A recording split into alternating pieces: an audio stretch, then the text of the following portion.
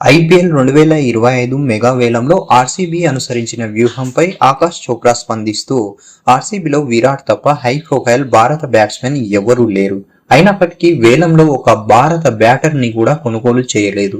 గత వేలంలో పెద్దగా ఆప్షన్ కనిపించలేదు, కానీ ఈసారి రిషబ్ పంత్, శ్రేయస్ అయ్యర్, కేఎల్ రాహుల్, ఇషాన్ కిషన్ రూపంలో 4 ఆప్షన్స్ కనిపించాయి.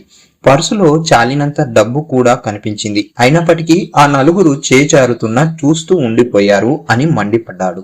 రిషబ్ పంత్ను ఢిల్లీ క్యాపిటల్స్ ఫ్రాంచైజీ వేలానికి వదిలేయగా అతన్ని 27 కోట్లకి లక్నో సూపర్ జైంట్స్ ఎగిరేసుకుపోయింది. అలానే శ్రేయస్ అయ్యర్ ను కోల్కతా నైట్ రైడర్స్ వేలానికి వదిలేయగా 26 కోట్ల 70 లక్షలకి పంజాబ్ కింగ్స్ దక్కించుకుంది. Mumbai Indians franchise wicket keeper Ishan Kishan ను వేలానికి వదిలేయగా అతన్ని 11 కోట్ల 25 లక్షలకి సన్ రైజర్స్ హైదరాబాద్ కొనుగోలు చేసింది. ఇక కేఎల్ రాహుల్ ని లక్నో సూపర్ జైంట్స్ వేలానికి వదిలేయగా అతన్ని ఢిల్లీ క్యాపిటల్స్ 14 కోట్లకి చేజిక్కించుకుంది. ఈ నలుగురు వేలానికి వచ్చిన సమయంలో ఆర్సీబీ చాలా ఉదాసీనంగానే వ్యవహరించింది.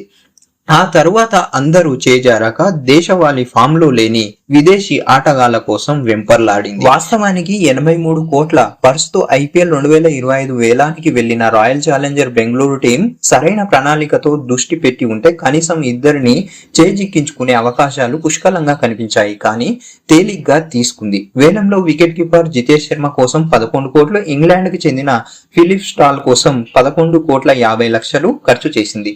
విడ్డూరం ఏంటంటే ఈ ఇద్దరు వికెట్ కీపర్లే.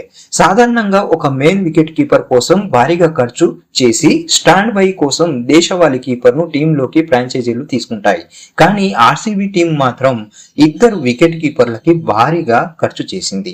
జితేష్ శర్మ ఇప్పటి వరకు 40 ఐపీఎల్ మ్యాచ్లు ఆడగా చేసిన పరుగులు 730 మాత్రమే. ఇందులో కనీసం ఒక్క హాఫ్ సెంచరీ కూడా లేదు. మరి ఇలాంటి ప్లేయర్ కోసం 11 కోట్లు ఖర్చు పెట్టడం అంటే అది ఆర్సీబీకే చెల్లింది. అదే సమయంలో ఇషాన్ కిషన్ ను 11 కోట్ల 25 లక్షలకు సన్ రైజర్స్ హైదరాబాద్ చేజిక్కించుకుంది. ఈ వీడియో నచ్చినట్లయితే లైక్ చేయండి, షేర్ చేయండి. మరిన్ని వీడియోస్ కోసం నా ఛానల్ ని సబ్స్క్రైబ్ చేసుకొని బెల్ ఐకాన్ ని ఆన్ లో ఉంచుకోండి. Thank you for watching.